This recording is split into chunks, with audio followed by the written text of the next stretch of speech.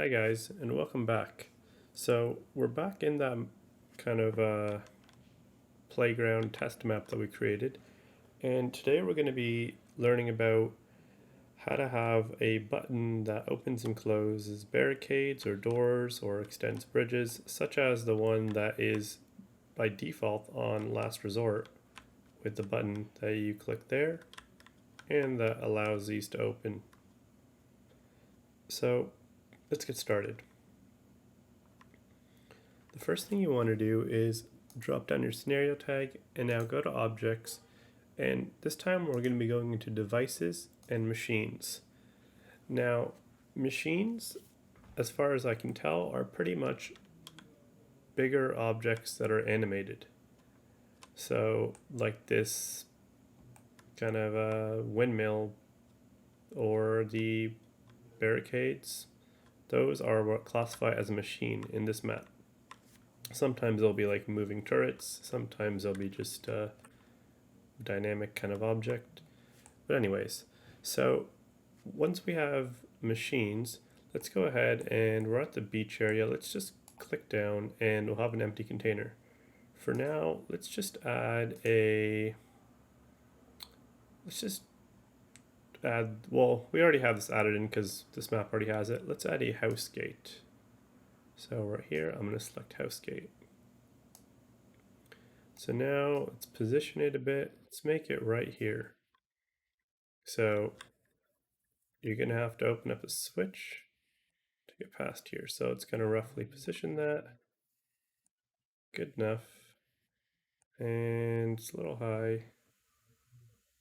Well, the sand is really messing it up, but let's see.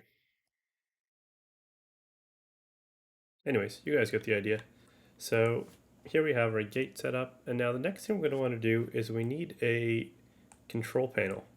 So what we want to do is click controls, and you can see since this map already has one, we can just simply right click and it'll add it in, or you could just select here, house gate control. Now let's rotate that a bit. You can see right here, you can get more precise controls. So let's make that 90 degrees. Let's just stick it on the wall right there. So cool, we have a little control box and we have a barrier that's closed. So right now, this does nothing. You can click it, but there's no effect. So to change that, what we want to do is create a device group. So if you click at device groups, you'll see there's already one here for gate. Again, that's just because we're in last resort. And this stuff that I'm doing here, you could do in any single map. No matter if it has any of this stuff or not, you can just add it all in yourself. So under device groups, let's click new instance. Device group 1 is the name by default, and that's fine. And since I want this to be something that can be toggled open or closed, I'm just going to leave this unchecked. If you want this to be something that can only be changed once in the game, then check this off. So let's go back to machines and select our house gate. Now if you scroll down, you'll see here position group. Under position group, you want to select device groups 1, which is that group that we just created. Now, you could also choose here if you want this to be open or closed when the game starts. I'm just going to keep it open like it is now. Or sorry, closed like it is. Now, under controls, you want to select the new house gate that you created. And again, scroll down a bit until you see position group and change that to device groups 1. It might say none there. I think it's just because I copied it instead of adding in a blank null. And yeah, so anyways, just click device group 1 under this position group. And you can see here, you can set initially open, initially off. Let's just keep that as default. Now, if we just click tab, we should be able to. There we go. Open that up. And since we set it to, you can change it multiple times, you can close that up. So, whoa. So this is pretty cool. Now I'm going to show you guys, you could use this as many times as you want. So if you want, you can kind of make a level where you have to open this gate, advance through enemies, open up another gate up ahead, and yeah, you can set it to only open once. That way it, you can't just go back and hide. But the next thing I'm going to show you here before I end the video is there's a bridge in, I forget the name of the area, I believe it's called Longshore, and we're going to add that in here. So let's click Edit Types and click Add.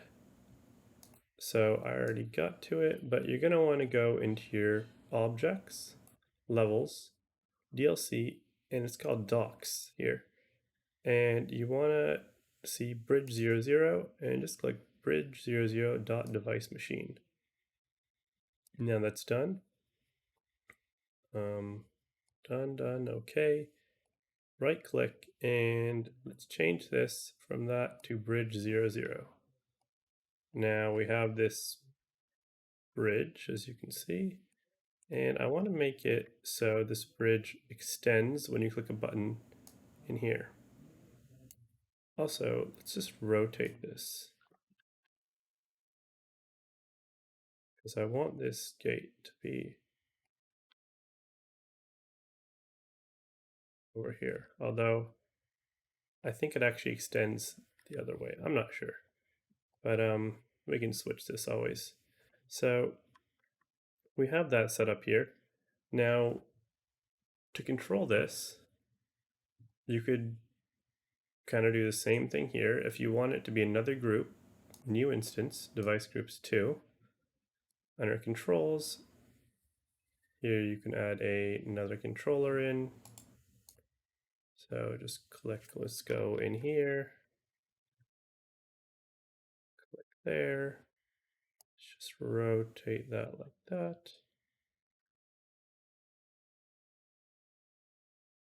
And now we'll select that hostgate control, device groups 2, then go to the machines, select our bridge, change it to device groups 2. So now let's see if that actually worked. It's going to be a little bit of a walk here. Maybe I can speed this up by taking the ghost.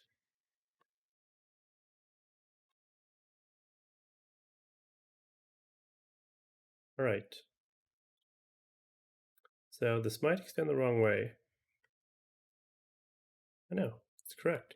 Cool.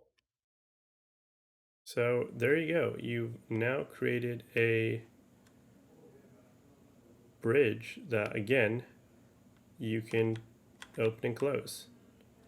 And also, you can have a different type of switch if you don't want one that looks like this. You can just go under Controls, and then here, click Edit Types, Add, and in that same Docs folder, you can see Switch Bridge on Device Control. We'll click that, and we can just simply change this to what we just added, and you can see here it's a green button now. It is on the wall, and if I click Tab, same thing happens. You might need to play around with the state to get that correct because it said extend bridge, but I think it was already extended or closed or vice versa. Anyways, that's it. Thanks for watching, guys.